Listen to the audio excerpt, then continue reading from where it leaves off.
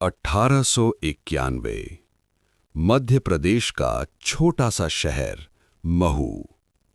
एक साधारण परिवार, कोई शाही खानदान नहीं, कोई राजनीतिक विरासत नहीं, बस एक बच्चे का जन्म। नाम रखा गया भीमराव। किसी को नहीं पता था ये बच्चा एक दिन इतिहास बदल देगा, लेकिन समाज ने पहले ही उसका भविष्य तय कर दिया था। वो अछूत था, और उस समय अछूत होना सिर्फ एक शब्द नहीं था, वो एक सजा थी जो जन्म के साथ मिलती थी। बचपन से ही भीमराव को समझ आ गया था कि वो अलग हैं, लेकिन क्यों? इस सवाल का जवाब उन्हें हर दिन अपमान के रूप में मिलता था। भीमराव का पहला स्कूल। क्लास में बच्चे बैठे थे बेंच पर, लेकिन शिक्षक ने कहा, तुम वहां बैठो, और उन्होंने जमीन की तरफ इशारा किया। भीमराव चुपचाप बैठ गए, लेकिन ये शुरुआत थी। पानी भी नहीं छू सकते थे। अगर प्यास लगती तो कोई ऊंची जाति का बच्चा ऊपर से पानी डालता। कभी कभी कोई पानी देने वाला नहीं होता, और वो प्यासे ही घर लौट जाते। एक बच्चा जिसे सिर्फ इसलिए पानी नहीं मिला क्योंकि वो अलग पैदा हुआ था। यही दर्द उनके अंदर जमा होता गया, और धीरे धीरे ये दर्द एक आग बन गया। एक दिन भीमराव और उनके भाई गांव जा रहे थे। उन्हें बैलगाड़ी चाहिए थी, लेकिन कोई तैयार नहीं था। क्यों? क्योंकि वो अछूत थे। घंटों इंतजार के बाद एक गाड़ी वाला मान गया, लेकिन जैसे ही उसे सच पता चला, उसने उन्हें बीच रास्ते उतार दिया। ना पानी, ना खाना, छोटे बच्चे धूप में खड़े थे। उस दिन भीमराव ने फैसला किया, मैं इस अन्याय को खत्म करूंगा। जहां समाज ने दरवाजे बंद किए, वहां भीमराव ने किताबें खोल दी। वो घंटों पढ़ते, रात भर पढ़ते। लोग मजाक उड़ाते, इतना पढ़कर क्या करेगा? लेकिन उन्हें पता था, ज्ञान सबसे बड़ी ताकत है। धीरे धीरे वो सबसे आगे आने लगे। फिर एक दिन उन्हें छात्रवृत्ति मिली और इतिहास बन गया।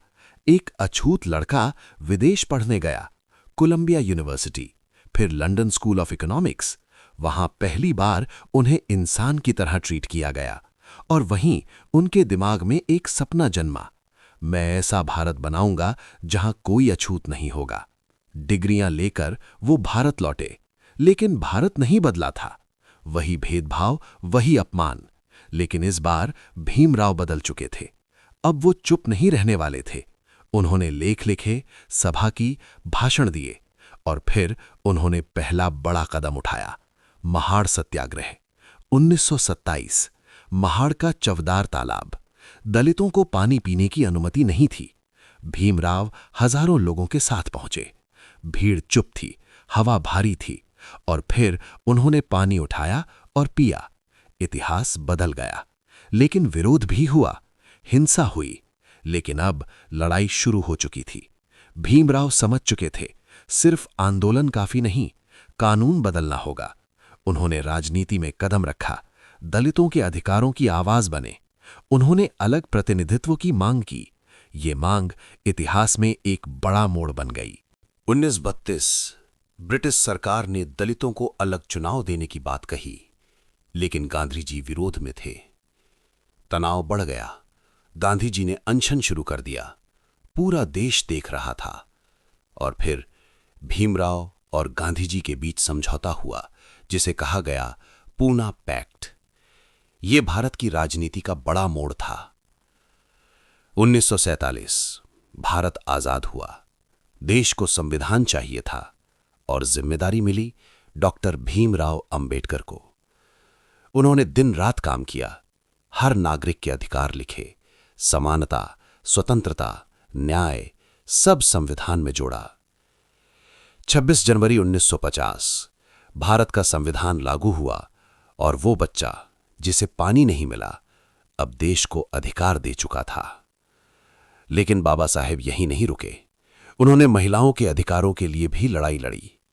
हिंदू कोड बिल लाए, लेकिन विरोध हुआ, और उन्होंने इस्तीफा दे दिया।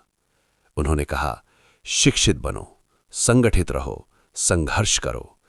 ये सिर्फ शब्द नहीं, एक क्रांति थी, एक बच्चा जिसे समाज ने रोका, एक आदमी जिसने इतिहास बदल दिया। वो सिर्फ एक व्यक्ति नहीं थे, वो एक सोच थे जो हमेशा जिंदा रहेगी।